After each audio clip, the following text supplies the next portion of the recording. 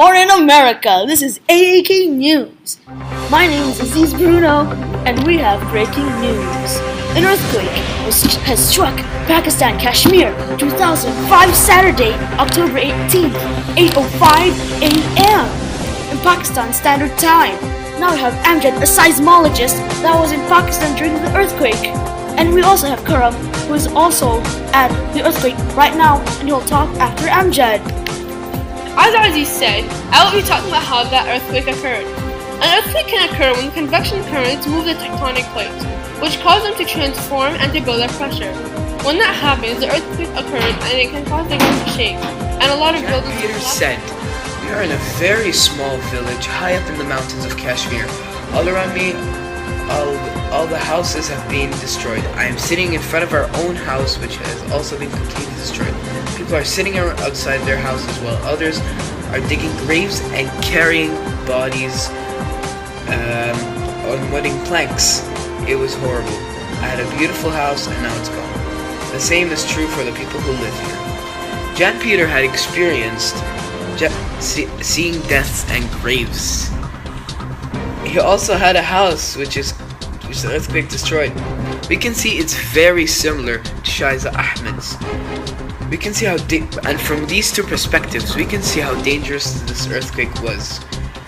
And if you live here, if you live outside of Kashmir, Pakistan, India, Afghanistan, you should be thankful that this earthquake has not struck you, because this earthquake is truly one of the strongest. And in my opinion, I think if it was just a bit stronger, boom, everything would be destroyed. And I don't like that earthquake.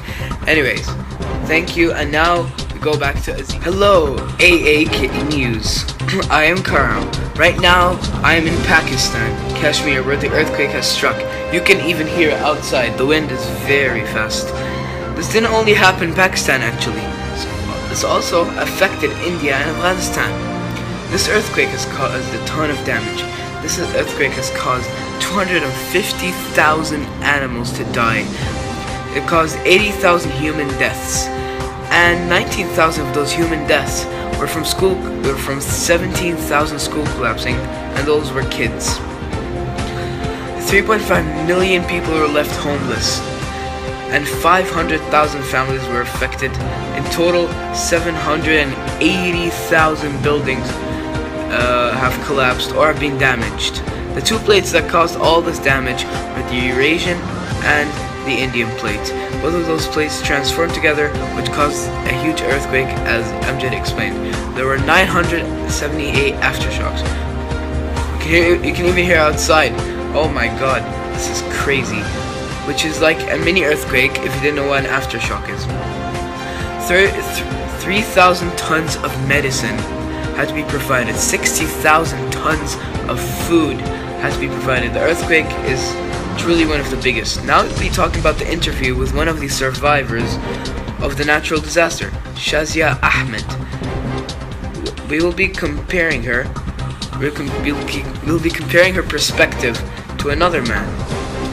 Shaiza Ahmed said, "I'm hungry." Those were the first words my daughter said to me when I pulled her out of the rubble. That was once our house. I had never felt so much relief in my life.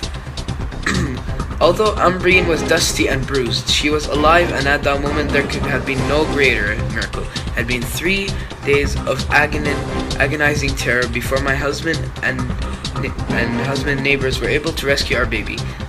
3 days of torture that only a mother could understand. I grabbed her frantically, checked her for missing limbs, fingers, or toes. I took her to the field, hospital down to the mountain, and aside from a few cuts and bruises, the doctors gave her a clean bill of health. It's a miracle that she's alive and well. Others in the village of Balakot were not so lucky. We can clearly see that Shaiza Ahmed is truly thankful to have her family alive. Also, we can see that she is very lucky because many It's other... truly scary earthquake. But now I want to thank you for listening to the AAK News. We will see you in the next report. Have a nice day.